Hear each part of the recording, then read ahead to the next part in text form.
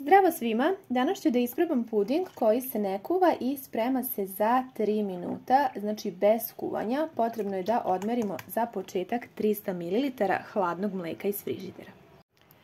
Ulit ću 300 ml mleka,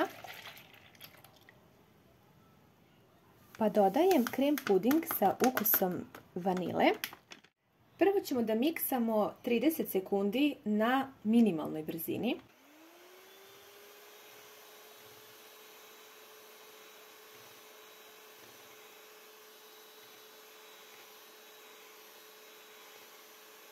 Nakon 30 sekundi mutit ćemo mikserom još 2,5 minuta, znači ukupno vrijeme pripreme je 3 minuta.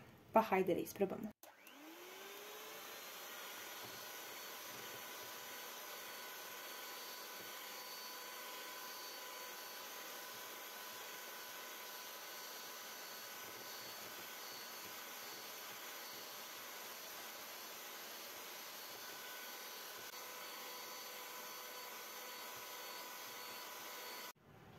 Dodat ću samo jednu kesicu vanilin šećera, pa ću nastaviti da mutim još do 3 minuta.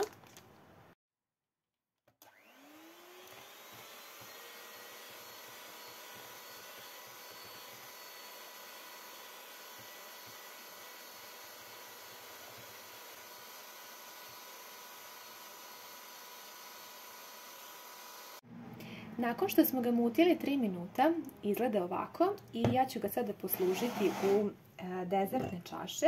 Vi naravno možete da zasladite po vašem ukusu, a ja ću sada probati da vidimo koliko je slatko.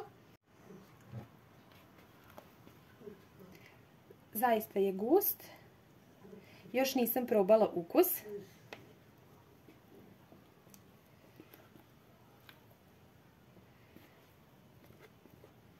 Ova jedna količina, jedna kesica je dovoljna za ovako 2 čaše, otprilike.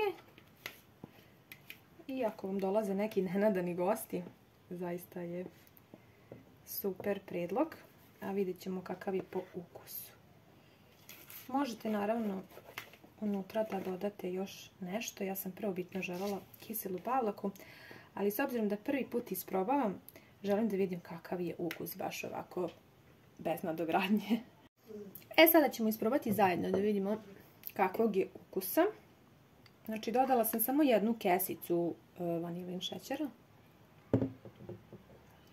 Za moj ukus dovoljno slatko.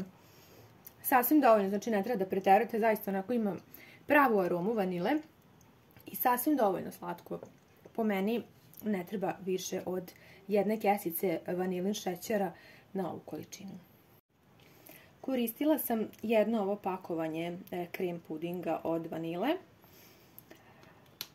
50 grama je i to je znači dovoljno za ovako 2 dezertne čaše.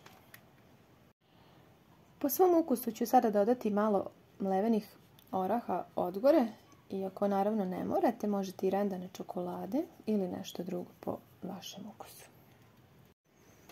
I za kraj ćemo staviti ovako jednu kocku bele čokolade. Odlično ide u kombinaciji sa mlevenim orasima i belom čokoladom. Vi mi pišite utiske vaše, da li ste isprobali ovaj krem puding, kako vam se čini.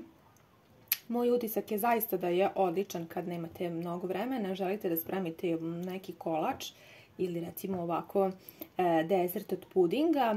Dosta liči na one kupovne pudinge kada ih kupite onako u plastičnim posudama u prodavnicama, tako da, odnosno u plastičnim čašama, pardon. Tako da odličan je predlog zaista. Isprobajte ako niste i pišite mi vaše utiske. Ja sam inače za ovaj puding još čula od mame da je on postojao i tada dok je ona bila mlada, ali evo verovali ili ne, ja sam ga sada prvi put isprobala i utisci su zaista pozitivni, a vi mi pišite da li ste vi isprobali i da li biste probali. Hvala vam mnogo što ste pogledali ovaj video i ljubim vas sve puno!